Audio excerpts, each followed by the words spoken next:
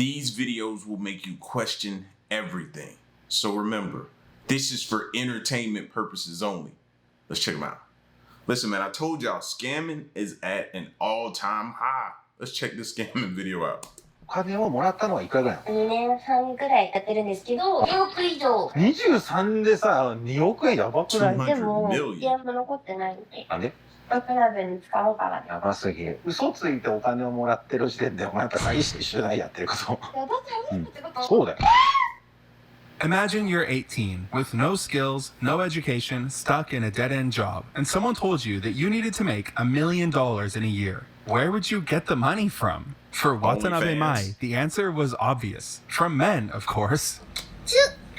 Mai developed an incredibly effective method for scamming money out of lonely men and released it as a guide to help other women get rich too. Her tactics spread like wildfire on social media, but then the cops got wind of it.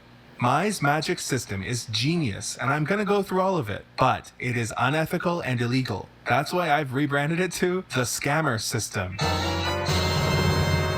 Pay attention so you don't become a victim, and obviously, do not use it. Okay. Alright gang, listen up. The first thing you have to do is S, select your target. Not every guy is a good target, so if you don't choose the right ones, you're gonna waste a lot of time. Broke losers are out. You gotta find a guy who's good at making money, but bad at holding on to it. That's exactly right. The perfect mark is a guy who's lonely, isolated, and has no hobbies. A guy who has no meaning in life, who's not fulfilled. Ideally, he has nobody who relies on him and no interactions with women. だけど、うちは生きる希望がない。毎日仕事して帰って寝て、毎日帰って仕事して寝て。なんで生きてるんだろう。 The reason Mai knows this is the best type of man to target. So fellas, if you think you're not being targeted, that's why I was just telling somebody the other day. Like, dating in these days and time is scary. Very, very scary, fam. Because this type of stuff can happen to you. Target is because she used to work in what the Japanese call the night industry, if you know what I'm saying. One evening, she desperately texted every guy on her contact list asking for money, and the only reply she got was from the loneliest, most unfulfilled guy she knew.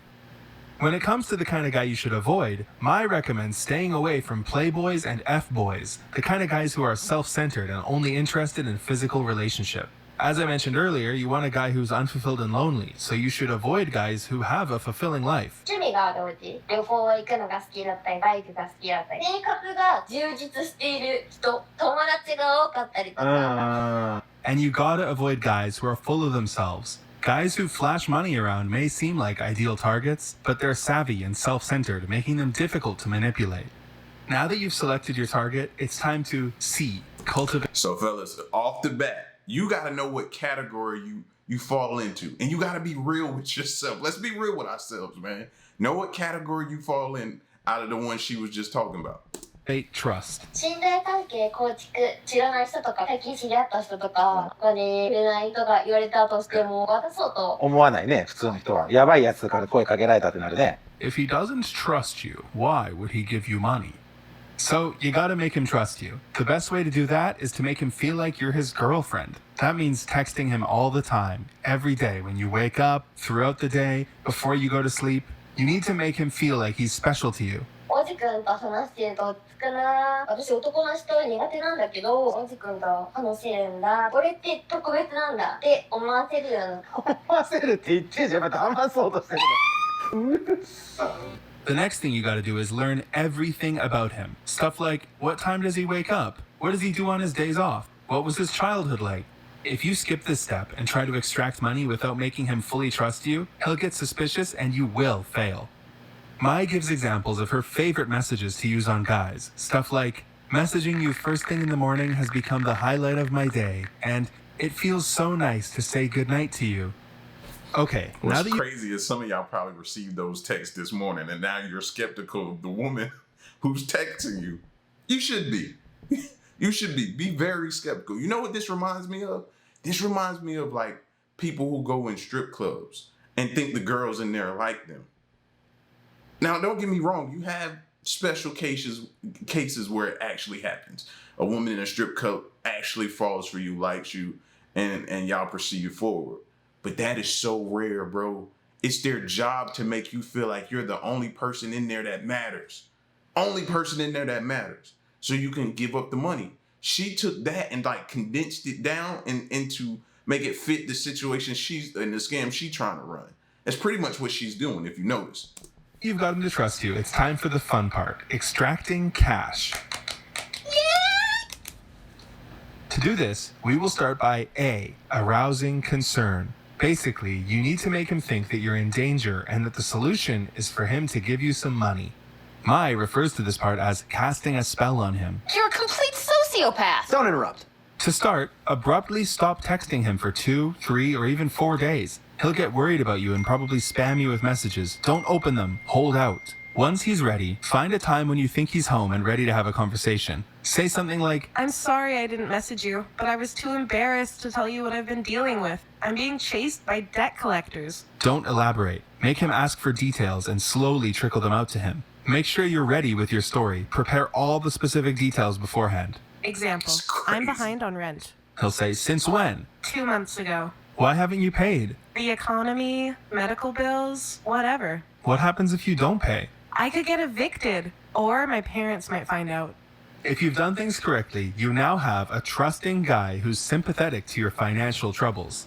Now, is it time to ask him for money? No. Actually, Mai never directly asks for money. Instead, the next step is to mention solutions that don't really solve the problem. These are things like, I've been talking to someone who says he'll lend me the money, but he's connected to the Yakuza.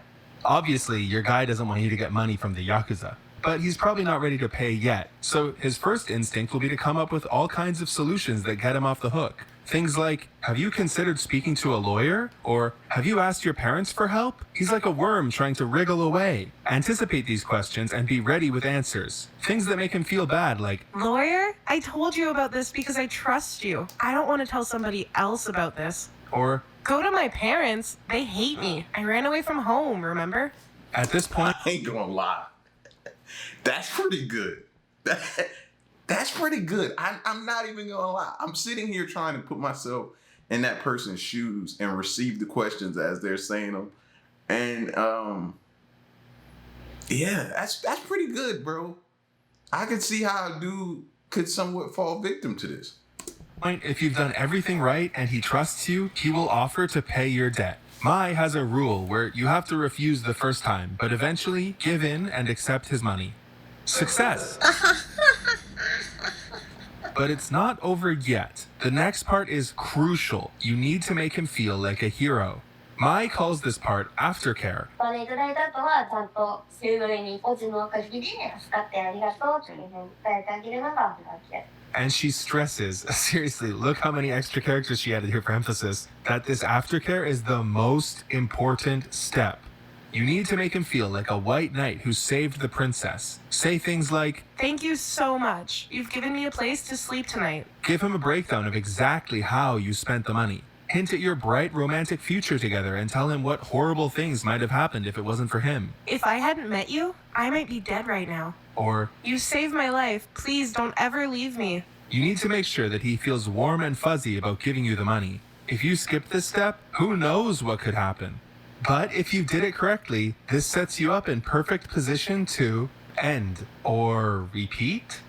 If Mai thinks the guy doesn't have any more cash left, or if she's put him in too much debt already, she'll try to let the conversation die out and move on to the next guy. But most of the time, if you wait a few weeks or months, you can loop back to the start and try to get money from him all over again. Mai says most of her targets pay her more than once. 生きてるおじさん。ほうほうほうないってなっちゃって、おじがお休みとか取ってくるから。今後で電話してみる。あ、この人はもう2000万 She's scamming a person while having an interview about her being a scammer. Ain't that like she ain't learned her lesson? And most of them don't. It's fast money to them. Where else are they gonna make this kind of money? So they keep doing it, even though they feel like, or they get caught, or something happens to them, and they go back and try to go back out into the workforce and have a real job. It's not like that fast money to them, so they go back to it. She ain't learned her lesson. 以上いただいてます。マジではい。 She even has a guy who buys her the new iPhone every year. In her 4-year career, it's likely that Mai scammed over $2 million US from desperate men, and she was proud of it too.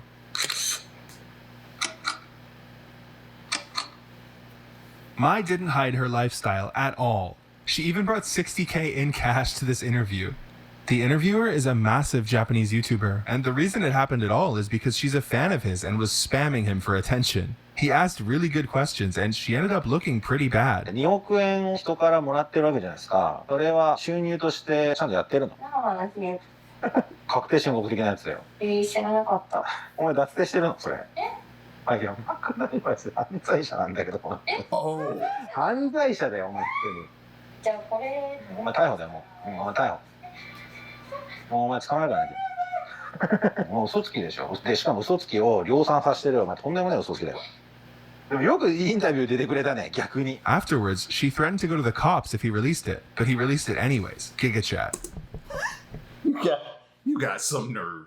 You scamming all these people, and you gonna threaten him to go to the cops? Go ahead. Go ahead. I'd have called your bluff so fast. Go ahead. Like, what are you...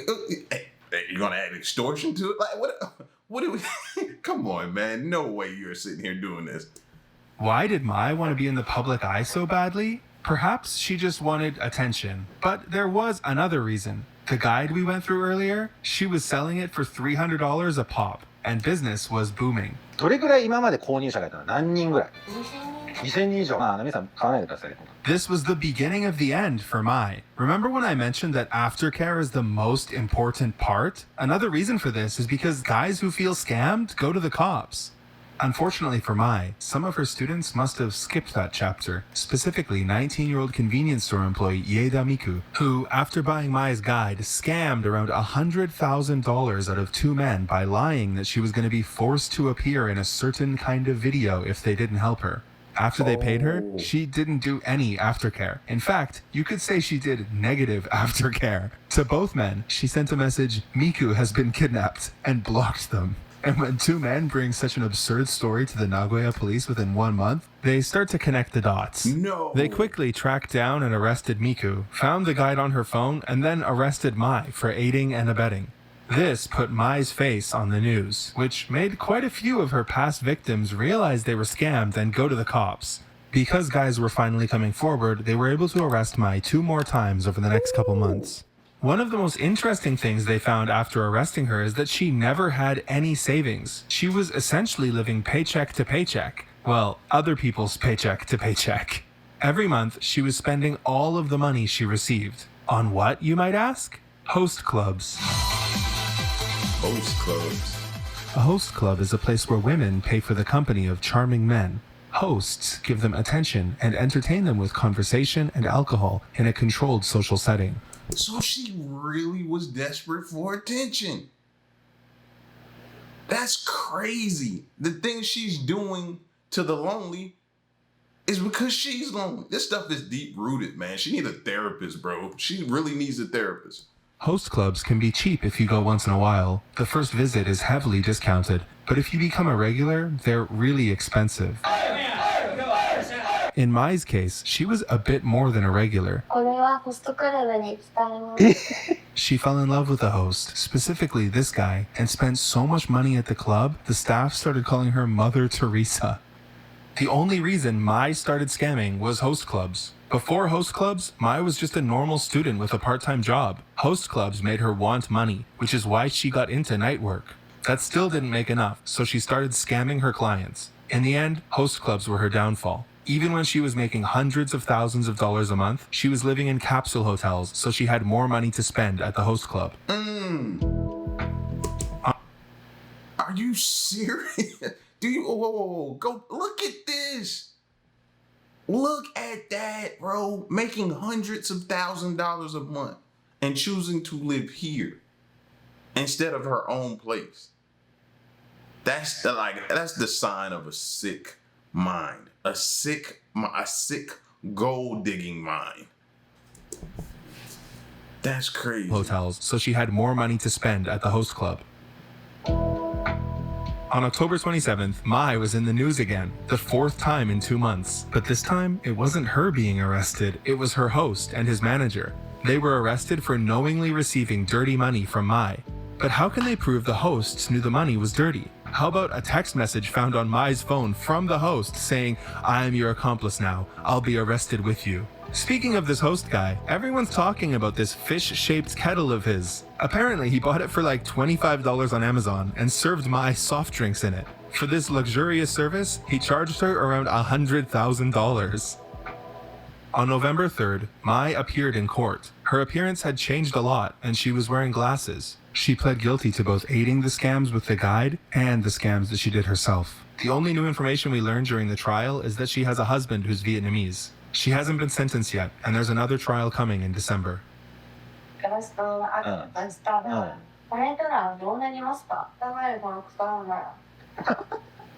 かんない。それはリリちゃん可愛いになってるかもしれないよ。確かに。So here's a quick PSA to not buy things off the Facebook marketplace, especially not a Jeffree Star conspiracy palette from these girls that like you think you can trust and you can't, because then like they just block you on everything and they deny your request for your $110 back, and then they like blow up on you. So here's her blowing up on me. I was able to message her because I guess she unblocked me because I could see our messages again and stuff. And they had said that they delivered. And so all I asked for her to send me the tracking information of the package, like she said she was going to, and she never did. And like I had to call the police, and like there's a whole long story. So if you guys are interested, like for part 2, I guess, and I'll tell you guys everything. I have screenshots, receipts, everything. So here's a quick. So I've never bought nothing on Facebook Marketplace, but I've been skeptical of that though, because I was looking for Rottweilers at one point in time, and I was trying to go through Facebook, and yeah, I peeped the scam coming from a mile away. Like, random person told me they had dogs for sale, told me to meet them somewhere, just send them a deposit first. I said, okay, let's meet now. Okay, let's do it, send the deposit. Like, bro, you don't even know where I am. And you said, okay, let's do it. Like, no, get out of here. What do I look like, fam? Are you serious? The biggest scams in history, Emmanuel Nwude. Emmanuel Nwude was a Nigerian businessman who pulled off one of the biggest scams in history by selling an airport for over $200 million. He got a bank to invest $242 million in an airport, and the impact of this deal was so fatal that the bank eventually had to close down. And if you are thinking it's because the airport was overpriced or the airport did not belong to Emmanuel, you are wrong. It was because the airport did not even exist. Emmanuel Nwude sold a fake airport to Brazilian bank, Banco Nordeste, and this is how he did it. In 1995, Emmanuel impersonated the governor of the Central Bank of Nigeria and got in touch with the manager of a Brazilian bank named Banco Nordeste. Because of his past banking experience as a director of Union Bank, Emmanuel had access to knowledge and connections that were crucial in pulling off this unbelievable scam. He convinced the bank manager to invest in a proposed brand new airport in the country's capital and promised the bank a $10 million commission. The bank manager could not resist this mouth-watering deal and gave him $191 million in cash and $51 million in outstanding interests. Of course, that money did not go into construction or anything airport-related. Rather, Emmanuel Nwude and his accomplices used it to buy homes all over the world and became international socialites. The whole scam, however, came crashing down in 1998 when another bank named Santander launched an investigation into Banco Nordeste's finances during a takeover. They had found that 2/5 of the bank's capital was registered to undisclosed accounts in the Cayman Islands. So they launched an investigation to find out who owned those accounts and the money. And all roads led to Emmanuel Nwude. So finally, in 2004, Emmanuel Nwude and his crew were brought to trial on 86 counts of fraud and 15 counts of bribery. But it doesn't end there. Emmanuel still tried to bribe the chairman of the law enforcement agency overlooking his crimes with $75,000. The chairman refused and added additional bribery charges to his dockets. And it still doesn't end there. He also tried kidnapping a prosecution witness and was caught. He was later sentenced to 37 years in prison but was released in 2006. And it still doesn't end there. He is currently in court facing a 15-count charge of forgery. Will this be the last we'll hear of Emmanuel Nwude? Hit the subscribe button and stay tuned. Nah, I don't think it's gonna end here. It hasn't stopped yet. Like this dude sold an airport to a bank, sight unseen, because there is no sight to be seen. I've heard of some scams before, bro. I've watched people, the dude on YouTube who be tapping into people's cameras and the scammers and different things and shutting them down, the whole little agency. But nothing on this type of scale. Fam. That's mind blowing, bro. Like, that type of stuff right there keep you up at night. Knowing people are plotting those type of scams out there, man. That's scary. So I full on believe that Family Dollar is a social experiment and nobody can tell me any differently. Because no matter what neighborhood, no matter what time, no matter what you go to get, it's going to be chaotic. It's almost like it's set up for you to fail to see how long you can go before you lose your mind. No matter who's in the store, they could say they're a manager, they could say they're an employee. They don't know anything. They don't know where anything is. You could literally ask for something as popular as Lysol and they'll look at you like you're speaking another language. They are full on checking you out, doing a new hire interview, and unpacking trucks and putting things on the shelves all at the same time. That is true. And nobody has a problem with that. You have to literally pull out a box cutter and open a box to get something. Nobody's going to help you.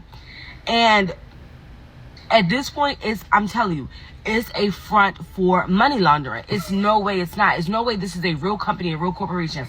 I want to see the hiring video. So I full on believe. Hey, if you've ever been to a Family Dollar, then you agree with her 1,000%, bro. You agree with her. You know, you walk in Family Dollar as one person. They probably not even at the register, fam. And you gotta find them. And I don't know, they just disappear around the store, man. You don't see a bathroom. You don't even see a back office. You see a little back room that goes in, probably where the boxes come in. But I don't know what's back there.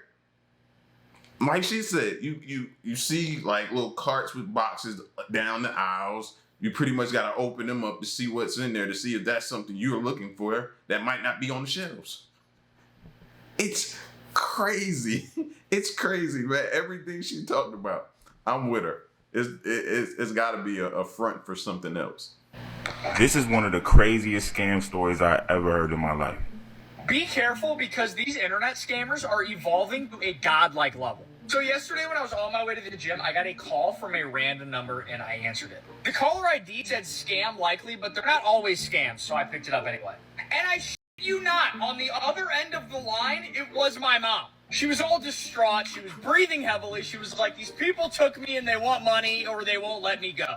In stressful situations, I'm always calm. So I was like, okay, just tell me where you are. Where do you think you are? She said, I have no idea, but they're requesting $5,000 in Bitcoin and they'll let me go. And the fact that I was able to stay somewhat calm in a stressful situation allowed me to analyze the situation and not fall for it. So I asked my mom what her maiden name is. She said, Trevor, we don't have time for these questions. Just send the 5,000 Bitcoin. I'm going to text you the Bitcoin address. Yeah, that's a little weird. So I hung up and I called my actual mom on her number. And sure enough, she answered and everything was fine. But not only did these scammers get my number and my mom's name, but they also somehow recreated her voice using AI. And made it seem as though my mom was kidnapped and the only way to get her back was to send them a shitload of money. In the age of AI, these scammers are going to keep getting better and better, so watch out. Oh, I'm done. Oh my God, I'm done. I am done. Like we all get the scam likely calls. We do. We all get somebody on the other line telling us either something wrong with our bank account or some kind of story they come up with to try to scam us, right? But never have I once heard a family member, actual voice, saying I've been kidnapped, send money in Bitcoin. Oh, these are all-time highs, all-time new levels. This is crazy. I don't know. How are they doing this? We knew deepfake technology was going to be a problem, but I thought we still had time. AI and different things like that. We know that's going to be a problem, but I did not know what was going around now. Now that I've heard this, I am going to be on high alert. And still, I'm not answering nothing that says scam likely anyway, bruh. That's where you lost me at. No. Hundreds of people a day are having thousands of dollars stolen from them by this very clever scam. And I'm about to expose the thieves. If I ever have a video that goes viral, it has to be this one. And if this has ever happened to you, please message me. Tell me your story. The more stories we can share, the more we can protect other people. I'll fill you in on the OG scam that the thieves started with and how it has now escalated into a much more convincing scheme. So my husband and I are real estate agents in Ohio. Does not matter. This happens in every state across the board. When we list a house, naturally, it's got all the interior photos and it has a lot of details about the property. What the thieves first started doing is they would take those photos and take all the information about the interior, post it on Craigslist, Zillow, Facebook, and offer it to rent to people. And when you would reach out to the thief, they would usually give you a bogus email to communicate with them on. And then they would ask you for a deposit or send you a rental application, which, by the way, is very normal when you rent a property in my area to fill out an application with all your personal information. But when you do this with a thief, they now take all of your information and sell it on the black market or just steal your identity themselves. It is insane to me how many people will send $500 to a random stranger that they've never even talked to on the phone for a rental deposit for a house that they've never even seen the inside of. But people caught on to these elaborate schemes and now they've stepped up their game. And this is where I really got pissed because this scammer involved me and my husband.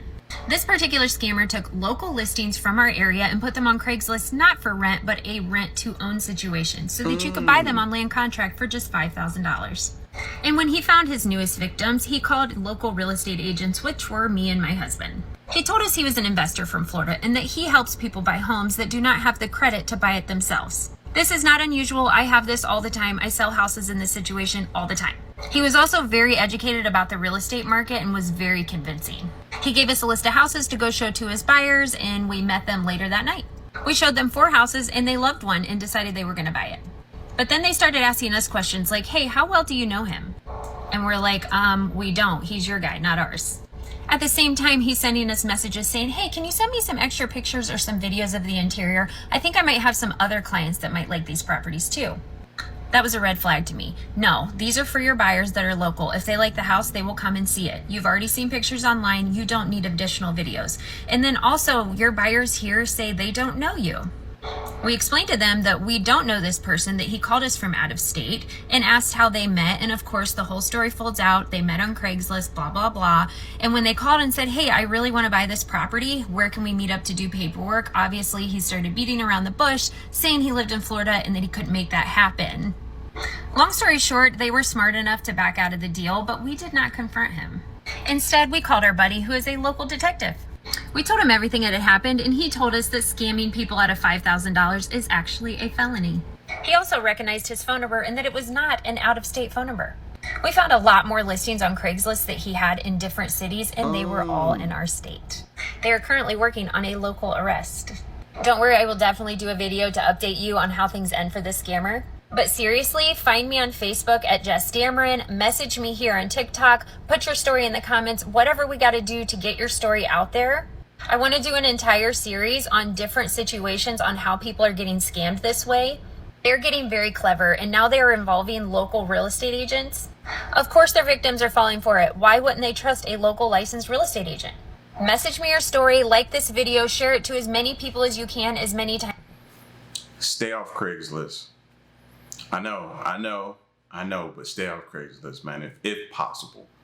You know what I mean? You're gonna do what you want. You're grown. You're gonna do what you want to do.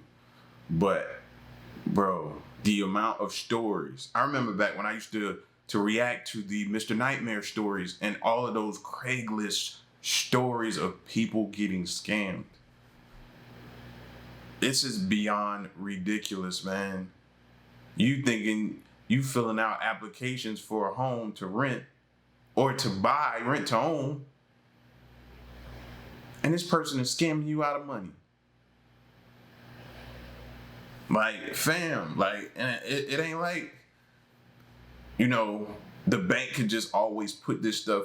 Like, I was listening to, and what prompted me to want to look at some scams today, I saw this guy on the news, and he was talking about how he got scammed and how the person was very convincing and how they called him and said there was something wrong with his bank account and how he got them to log in, but then they were forwarding some kind of way the information he was giving them and convincing him to do a wire, to wire funds in.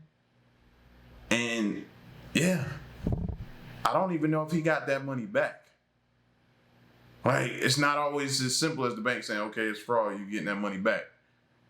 You might not get that money back. So, man, y'all be careful, be aware, ask questions, man, and just go to your bank directly. Don't deal with nobody over the phone or through text message or email. They're in your emails too. It's crazy. Listen, man, y'all get at me in the comment section. Let me know what you think. And hopefully, man, I stop somebody from being scammed. It's your boy L. Till the next one, I'm gone.